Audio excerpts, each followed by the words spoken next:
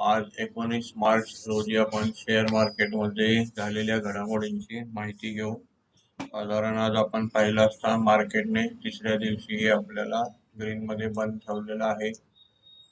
फारसं कालच्या इतकं आपल्याला प्रेशर दिसलेलं नाही आहे, तरी पण मार्केट आज चांगलं पॉझिटिव्ह राहिलेलं आहे. ट्रेंड चेंज होत आहे. बरेच स्टॉक आपल्याला 50 डे मुव्हिंग ॲव्हरेजच्या वरती काम करताना दिसत आहे. काही मोजके 200 डे मुव्हिंग ॲव्हरेजच्या वर पण दिसत आहे.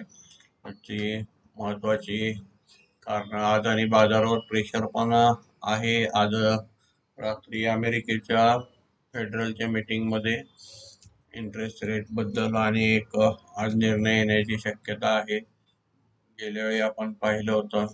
त्याच्यानंतर आज आता न्यूट्रल येते किंवा काय येते आपण त्याच्याकडे आपलं लक्ष राहील. गेल्या आठवड्यात बँक ऑफ जपानने न्यूट्रल ठेवलं होतं, आपण त्याच्या आधी त्यांनी वाढवलं होतं. त्यानंतर मार्केटमध्ये थोडी घट झालेली दिसत होती. आपल्या इथं पण इंटरेस्ट रेट कमी केल्यामुळं थोडासा फायदा झाला होता, पण तो टिकला नव्हता. पण आज आपल्या डोक्यावर फेडच्या इंटरेस्ट रेटची एक न्यूज आहे. दुसरं पाहिलं तर आज क्रूडमध्ये इन्व्हेंटरी आपल्याला जी आलेली आहे, विकली जी आलेली आहे, ती अपेक्षेपेक्षा स्टॉक जास्त आहे. अमेरिकन पेट्रोलियम इन्स्टिट्यूटने रिपोर्ट दिलेला आहे इन्व्हेंटरी या आठवड्याचा. आपल्याला फोरकास्ट होतं त्यांचं 1.17 मिलियन. त्याच्यानंतर ॲक्च्युअलमध्ये 4.593 मिलियन इतकं आपल्याला वाढलेलं दिसत आहे. त्याचा अर्थ असा होतो की इन्व्हेंटरी जास्त आहे. क्रूड जी प्राईज आहे क्रूडच्या ह्या कमी होऊ शकतील. त्याच्यामुळं मार्केटला आपल्याला हा एक पॉझिटिव्ह पॉईंट आजचा मिळालेला आहे. आपण मार्केटचे फक्त हानिकारक आणि फायदेशीर असे दोन प्रकारचे इम्पॅक्ट कोणकोणत्या ह्याच्यावरून येते याची माहिती घेत असतो.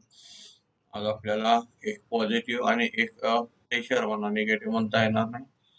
फेडचं शक्यतो आपण पाहिले, अजून आपल्याला काय आयडिया येत नाही आहे. गेल्या वेळी त्यांनी 0.25 कमी केलं होतं. आता पुढचं आपण पाहू.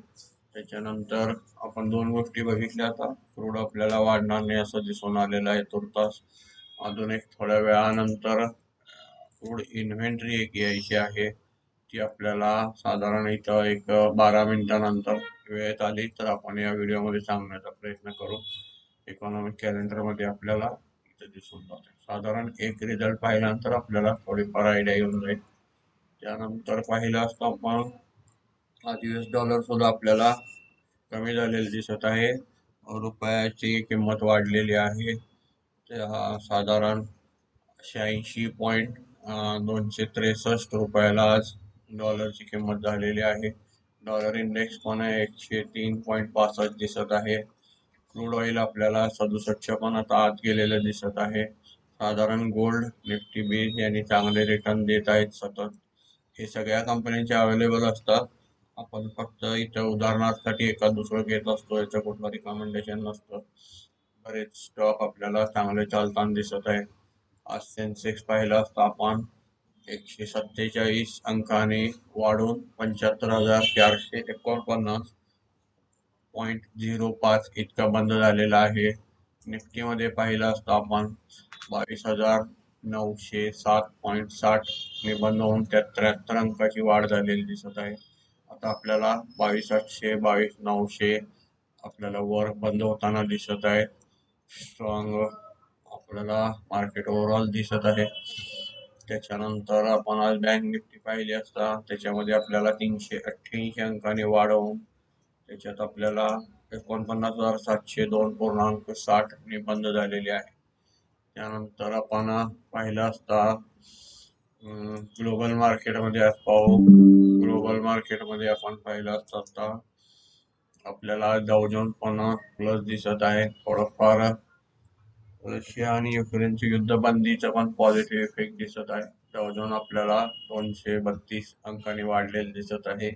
S&P आपल्याला 38 अंकाने वाढलेले दिसत आहे. नॅसडॅक 190 अंकाने वाढलेले दिसत आहे. ब्रिटनचं मार्केट पाहिलं असता FTSE आपल्याला 12 अंकाने मायनस दिसत आहे.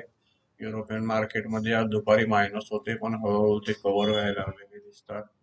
आपण कॅक पाहिला असता फ्रान्स पॅरिस मार्केट 19 अंकांनी वाढलेलं आहे. जर्मनी डॅक्स मध्ये आज प्रॉफिट बुकिंग दिसत आहे. याच्या आधी आपल्याला 2 दिवस सलग वाढताना दिसत होतं. त्यामुळं आज ते 199 अंकाने आपल्याला खाली दिसत आहे. त्याच्यानंतर गिफ्ट निफ्टी पाहिली असता आपण न्यूट्रल दिसत आहे, 4 अंकांनी प्लस आहे. उद्या एक्सपायरी असल्यामुळं आणि फेड रेटचं एक आपल्यावर थोडंसं प्रेशर आहे. ते झाल्यानंतर जसं काय आपल्याला निकाल येतील तसं पाहू. निफ्टी पाहिला असता जपानचा 93 अंकांनी कमी आहे. सिंगापूर निफ्टी आपण स्ट्रेट टाइम पाहिला असता 13 अंकांनी प्लस आहे. हँगसेंग मार्केट हाँगकाँग जे आहे ते आपल्याला 30 अंकांनी वाढलेले दिसत आहे. तैवान मायनस दिसत आहे 310. साधारण आपल्याला ओव्हरऑल मार्केटमध्ये मिक्स दिसत आहे. त्याच्यानंतर आपला ब्रेंट क्रूड पाहिला असता आपल्याला $70.62 दिसत आहे. WTI क्रूड पाहिला असता 66.99 दिसत आहे. गोल्ड आपल्याला स्थिर दिसत आहे आज साधारण $2.35 आपल्याला कमी झालेले दिसत आहे. आज आपण आता आपल्या सेक्टरल इंडायसेस मध्ये पाहू आज कोणत्या इंडायसेसला फायदा झालेला आहे, कोणत्या सेक्टरला फायदा झालेला आहे. निफ्टी मध्ये पाहिलं असता आपल्याला 84 अंकांनी वाढ झालेली दिसत आहे. निफ्टी IT मध्ये पाहिलं असता आपण 395 अंकांनी घट झालेली आहे. निफ्टी PSU बँक मध्ये पाहिलं असता आपण 116 अंकांनी वाढ झालेली आहे. निफ्टी फायनान्शियल सर्व्हिसेस मध्ये पाहिलं असता आपल्याला 170 अंकांनी वाढ झालेली दिसत आहे.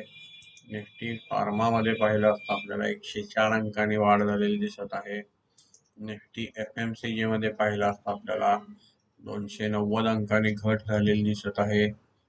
त्याच्यानंतर निफ्टी मेटल मध्ये आपण पाहिलं असता आपल्याला 115 अंकांनी वाढ झालेली दिसत आहे. निफ्टी मेटल मध्ये आज आपण सेक्टरला न्यूज पाहिली तर सेफगार्ड ड्युटीचे अनाउन्समेंट झालेले आहे. जेव्हा जास्त डम्पिंग किंवा इम्पोर्ट होईल तेव्हा त्याला प्रोटेक्शन करण्यासाठी ही सेफगार्ड ड्युटी लावली जाते. त्याच्यानंतर लोकलच्या आपल्या उत्पादन करणाऱ्या कंपन्यांचे थोडेफार भाव वाढू शकतात. त्याच्यामुळे त्यांच्याकडं चांगली थोडीशी आज वाढताना आपल्याला दिसत आहे. पण हे अजून झालेलं नाही आहे. लगाने की शिफारस की है असं म्हणलेलं आहे. पण त्या न्यूज आपल्याला बास असते. आपल्या मार्केटला न्यूज आले की मार्केट चालायला चालू. त्याच्यानंतर ना आपण आता ह्याच्यामध्ये सेक्टर्समध्ये पाहिलं मेटल सेक्टर न्यूज असल्यामुळे थोडंफार दिसले पॉझिटिव्ह.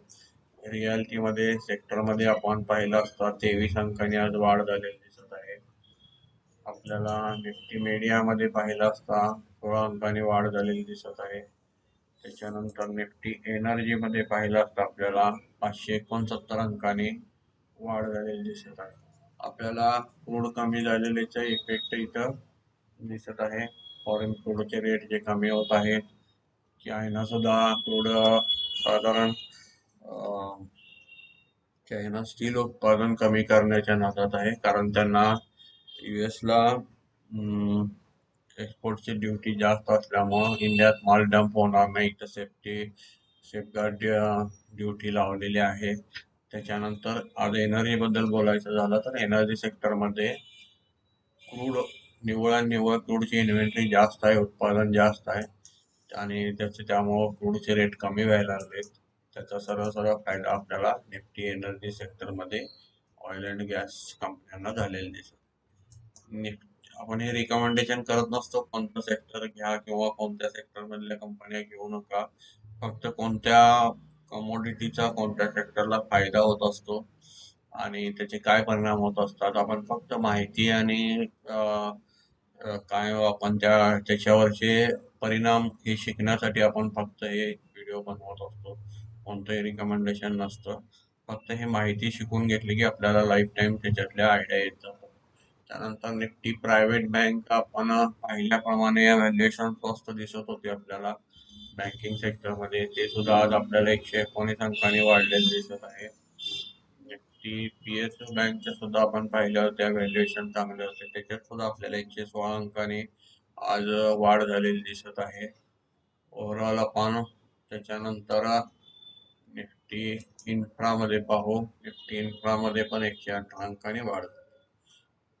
जे वस्तू आता साधारण डम्पिंग होतात, स्टील असू दे आणि काय असू दे, ते एक्सपोर्ट न झाल्यामुळे त्याचे जे रेट पडतील त्याचे दुसऱ्या सेक्टरला फायदा होत असतो. त्याच्यात रिअल्टी इन्फ्रा हे दोन्ही येतात, त्यामुळे त्याचे पण आपल्याला मार्जिन सुधारतात आणि मग त्याच्यानंतर त्याचे रेट वाढलेले दिसतात.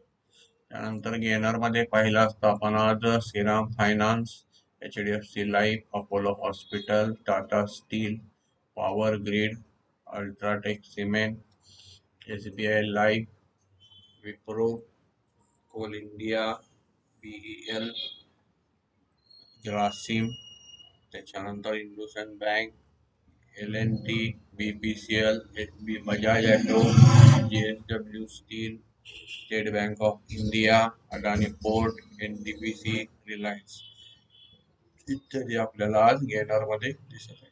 लुझर मध्ये आपण पाहू.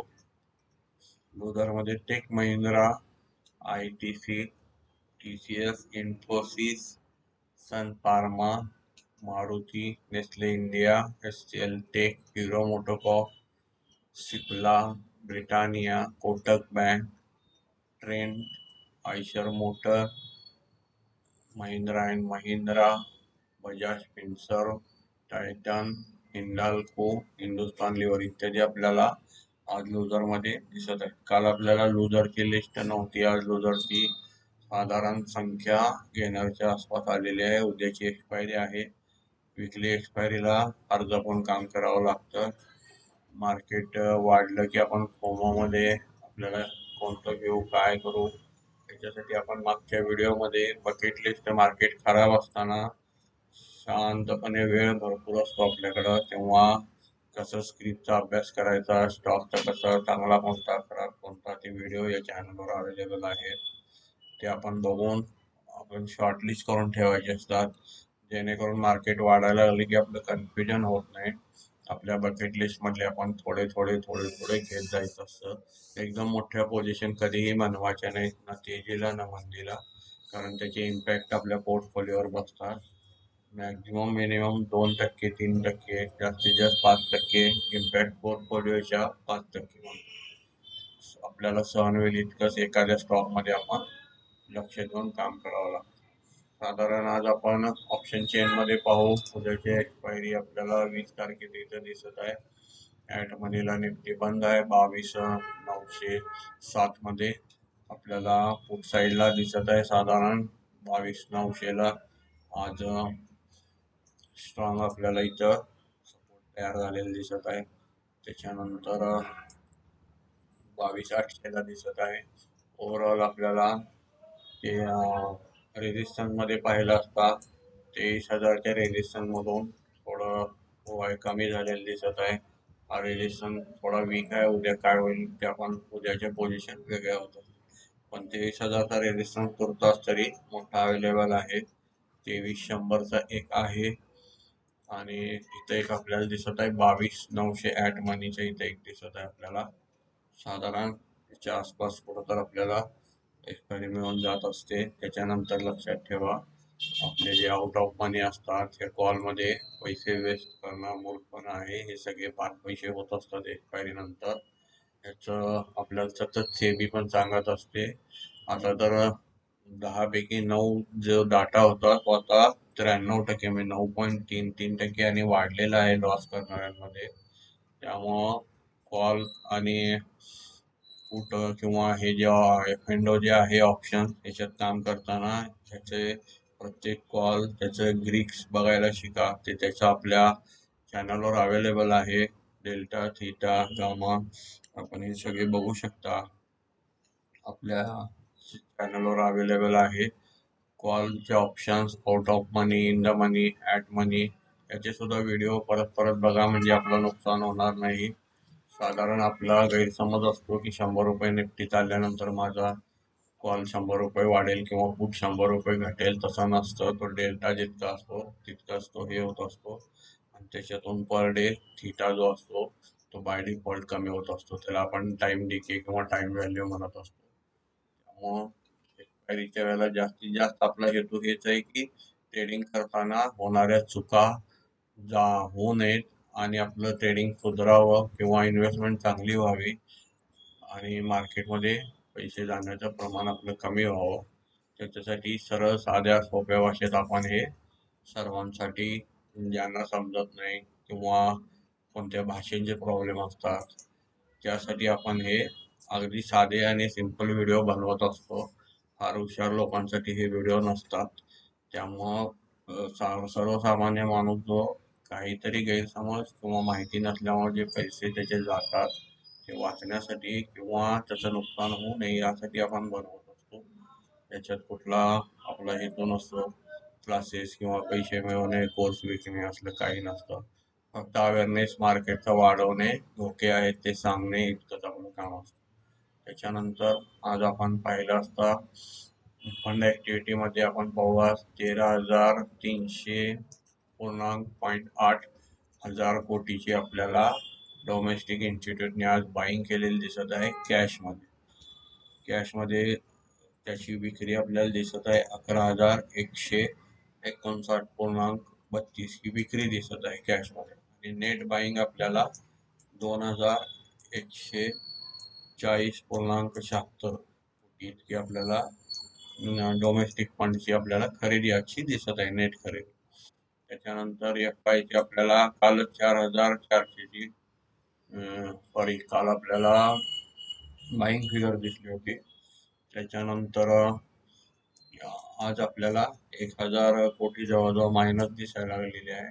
16,718.73 15,718.73 कोटीची आज नेट खरेदी दिसत आहे.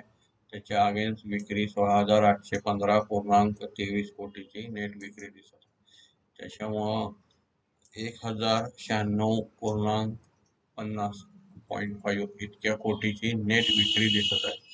त्यामुळं मार्केटमध्ये बाउन्स आल्यानंतर कोण एक्झिट होते का, काही यातनं निघून जाते का, आपले स्टॉक आपल्याला चांगले वाईट तपासून या बाउन्समध्ये नको असतील ते आपापल्या तज्ञांचा सल्ला घेऊन आपण त्यातनं एक्झिट होण्यासाठी ही संधी असते आणि चांगले स्टॉक त्याच्या बदली घेतले तर आपले परत रिटर्न ऑन इन्व्हेस्टमेंट ही परत आपल्या रोडला येते. जसा रस्ता चुकल्यानंतर आपण त्या रस्त्याला जाऊन पुन्हा न जाता रिव्हर्स होऊन दुसरीकडे जातो तसा तो प्रकार होतो थोडक्यात. त्याच्यानंतर आज मध्ये इंडेक्स फ्युचरमध्ये पाहिलं असतं आपल्याला निफ्टी 50च्या फ्युचर्समध्ये 712.82 कोटीची आपल्याला खरेदी डेट दिसत आहे. निफ्टी बँकमध्ये पाहिलं असतं आपण 1,167.32 कोटीची नेट बाय केलेली दिसत आहे. त्याच्यानंतर निफ्टी फायनान्शियल सर्व्हिसेसमध्ये 5.79 कोटीची नेट विक्री दिसत आहे. हे आपल्या फ्युचरचे फिगर बघत आहोत. निफ्टी मिड कॅप सिलेक्टमध्ये पाहिलं असतं 91.21 कोटीची नेट खरेदी दिसत आहे. निफ्टी नेक्स्ट 50मध्ये पाहिलं असतं आपण 26.51 कोटीची आपल्याला नेट खरेदी दिसत आहे. त्याच्यानंतर आपण इंडेक्स ऑप्शनमध्ये पाहूया. इंडेक्स ऑप्शनमध्ये आपल्याला मोठी फिगर दिसत आहे. आज एक्सपायरीच्या दिवशी आपण नेहमी बघतो आदल्या दिवशी फिगर एवढी मोठी येत असते. त्यामुळं ट्रेंड कुठं जातात हे आपल्याला लक्षात येणं गरजेचं आहे. त्यानंतर आपण पाहिलं असता निफ्टी 50च्या ऑप्शन्समध्ये आपल्याला 23,875.07 इतकी खरेदी झालेली दिसत आहे. 1,000 कोटीची खरेदी दिसत आहे ऑप्शन्समध्ये. निफ्टी बँक ऑप्शन्समध्ये आपल्याला 1,836.43 कोटीची नेट विक्री दिसत आहे. निफ्टी फायनान्शियल सर्व्हिसेसमध्ये पाहिलं असता 25.52 कोटीची नेट खरेदी केलेली दिसत. निफ्टी मिड कॅप सिलेक्टमध्ये पाहिलं असता आपण 650.55 कोटीची नेट खरेदी केलेली दिसत. निफ्टी नेक्स्ट 50मध्ये पाहिलं असता 12.72 कोटीची नेट विक्री केलेली दिसत. त्यानंतर आपण स्टॉक फ्युचर्समध्ये पाहू 479.48 कोटीची नेट खरेदी आपल्याला स्टॉक फ्युचर्समध्ये बाय झालेली दिसते. त्यानंतर FI ची स्टॉक ऑप्शनमध्ये 1,088.83 कोटीची आपल्याला नेट खरेदी केलेले दिसत आहे. ओव्हरऑल पॉझिटिव्ह ट्रेंड आहे. एक्सपायरीच्या वेळेला आपण थोडंफार क्रूड ऑइल इन्व्हेंटरीचा आपल्याला रिप्लेस झालेलं आहे. तर साधारण 1.74 इतकं आता ऍक्च्युअल आलेलं आहे. फोरकास्ट होतो 0.80. क्रूडची इन्व्हेंटरी जास्त असल्यानंतर आपल्याला नेहमीप्रमाणे एखाद्या वस्तूचं सप्लाय वाढलं की त्याची प्राइस कमी होतात. सप्लाय वाढलं की डिमांड कमी असल्यामुळे पण सप्लाय वाढलेले असतात. त्यामुळे क्रूड जर आपल्याला कमी झालेलं दिसलं तर मार्केटमध्ये आपल्याला साधारण बुलिश आपल्याला ट्रेंड दिसून जातो. निदान मार्केटसाठी हे फायद्याचं आहे. बुलिश ट्रेंड दिसेलच हे सांगता येत नाही, सेंटिमेंटवर असतं. साधारण आपल्याला क्रूड सोबत गॅसोलिन इन्व्हेंटरी पण इथं दिसत आहे.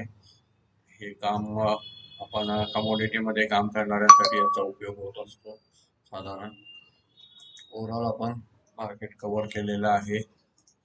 माहिती भरपूर घ्या. पैसे कष्टाचे असतात.